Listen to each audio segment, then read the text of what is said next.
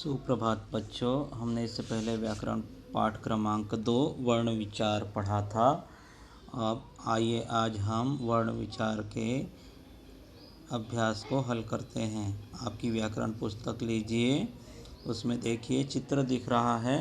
चित्र में आपको बताना है ड और ड में अंतर जो है इसका अवलोकन करते हुए हमको इसके बारे में लिखना है, क्या चीज़ है। तो पहला चित्र आप देख रहे हैं, पहला चित्र है बढ़ई, ढक्कन के नीचे आपको बिंदी लगाना है, निम्न बिंदु। दूसरा है रेडियो, ड के नीचे बिंदी नहीं है, ठीक है। फिर तीसरा चित्र है आपका डमरू। चौथा चित्र सीढ़ी, ढक्कन के नीचे बिंदी लगी है। फिर अगला चित्र है ढोलक, ठीक है, बिंदी नहीं लगी है, ढोलक। और आखिरी चित्र है मेंढक, ठीक है, ढ के नीचे बिंदी नहीं लगी है। इसके बाद बेटा आपको हल करना है, वर्णों को अलग अलग करके लिखिए। जैसे यहाँ पर बीमारी को लिखा है उन्होंने ब प्लस ई प्लस म प्लस आ प्लस र प्लस ई। ऐसे ही आपको इसको हल करना है। जैसे यहाँ लिखा हुआ है सौभाग्य, कैसे करेंगे हल? स औ भ आ ग य अ, ठीक है, सौभाग्य। ग हलंत है, ध्यान में रखिए, उस पर बिंदी दिख रही है, वो है नहीं, वो गलती से वहाँ पर लगी हुई है शायद। फिर है व्याकरण, कृष्ण, बैलगाड़ी, बांसुरी, भारतवर्ष, कार्यक्रम, राष्ट्र। मैं आपको इसका PDF पेज दूंगा, उससे आप देखकर लिख लीजिए। पहले आपको हल करना है, आप स्वयं हल कीजिए। यदि सही उत्तर नहीं है तो आप मैच करेंगे मेरे PDF फाइल से। इसके बाद में आपको वर्णों को जोड़ना है। जैसे ल अ क श म ई, क्या होगा? लक्ष्मी। उसके बाद में श र उ त ई, श्रुति, ठीक है। उसके बाद में आपको क ओ म अ ल ई क आ, कोमलिका, ठीक है। और उसके बाद में आपका जो है पेज आएगा नेक्स्ट पेज में पर ए रण आ, प्रेरणा, ठीक है। फिर है आपका प आ र व अ त ई, पार्वती। फिर उसके बाद में आपको स अ न य आ स अ, संन्यास, ठीक है। इसके बाद में व अ ज इ आ न ई क अ, क्या हो गया? वैज्ञानिक। फिर उसके बाद में आखिरी जो शब्द है र आ क श अ स अ, राक्षस। अब यहाँ पर ध्यान देने योग्य बात यह है कि ये शब्दों को हमने वर्णों को कैसे जोड़ा है, कैसे जोड़कर बने हैं। जैसे यहाँ पर क्षत्रिय का है तो उसको कैसे किया है, क्या ज्ञानी का है उसको कैसे तोड़ा है, आपको मैंने पिछली कक्षा में 2-3 बार बता चुका हूँ। आइए प्रश्न क्रमांक 11 हल करते हैं। नई वर्तनी में लिखिए, मतलब ये शुद्ध वर्तनी में लिखिए।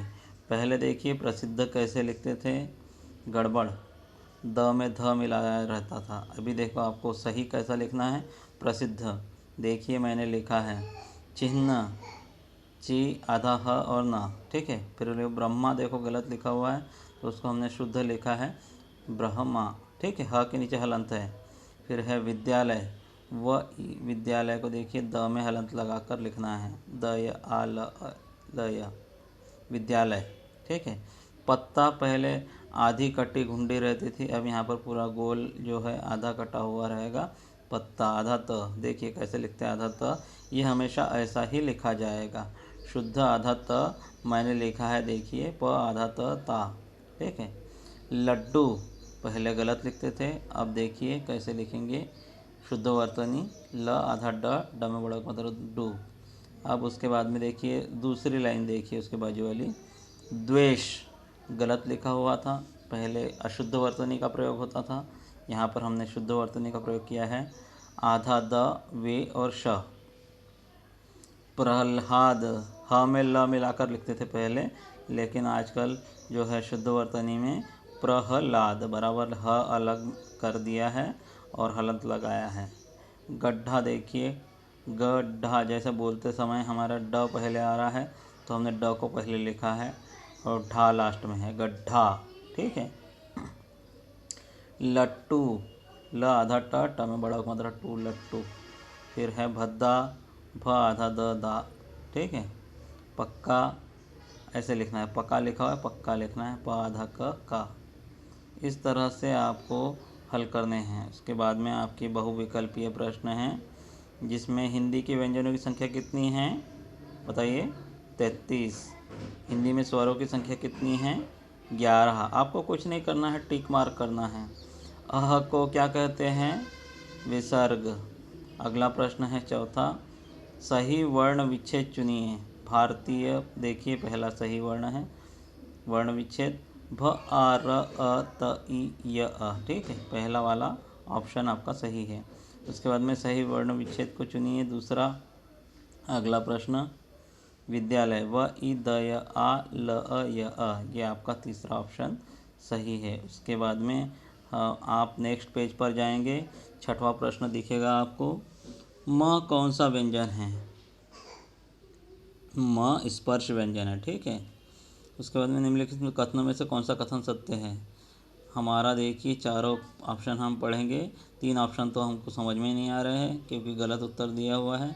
और चौथा जो ऑप्शन है द स्पर्शी व्यंजन है, हमने पहले पढ़ा है क से म तक हमारे स्पर्श व्यंजन हैं।